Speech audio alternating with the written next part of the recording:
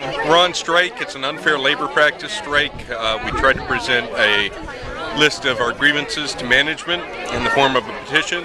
They refused to accept it, told us we were no longer welcome in the building, so we went out on strike against unfair labor practices by management. You're not a member of a union. Can you explain a little bit how you can still strike without being a member of a union? Well, you have rights under the National Labor Relations Act for concerted action, whether you're a union member or not.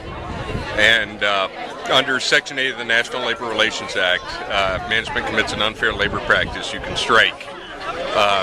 As long as it's concerted action, there's two of you or more, whether you have a union or not, it's legally protected concerted activity.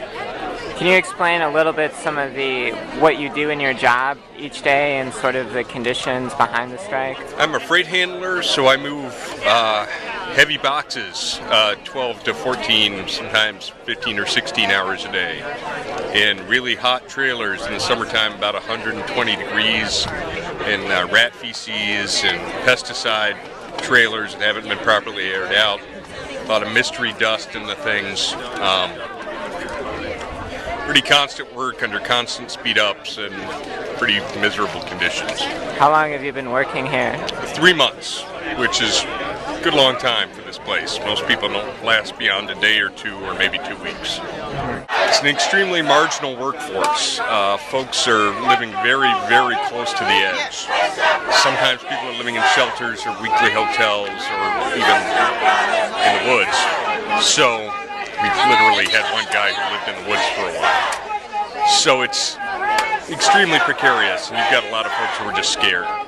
But they have the same issues, even the folks who are still in there. And then a lot of new folks have brought in since then who we'd like to talk to very much.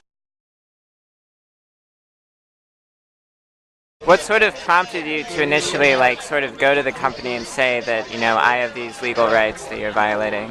Well, I mean, for me, I got hurt on the job. I got hospitalized because we work with these really heavy, sharp T-racks, and I was walking around it and I cut my leg real bad, and they wouldn't let me go see my own doctor. I had to go see their doctor in this horrible little clinic that, there's bugs in there, and they drug tested me before they would even stitch up my leg. I had to drive there by myself even though my leg was injured.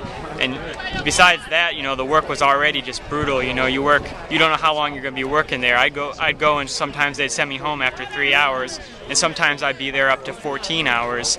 And I know other people that work 17-hour shifts in there, and so that's it's just too much. It's past the point where it's tolerable. How are they able to keep recruiting people? How did you learn about this job? I learned about this job because I live right by the hotel where they were having a job fair, and I've been looking for work, and everybody's unemployed right now. It's a bad time for working people, because everybody in the working class is taking a hit right now, and it's a very tough market to find a job, and so this is the only thing left.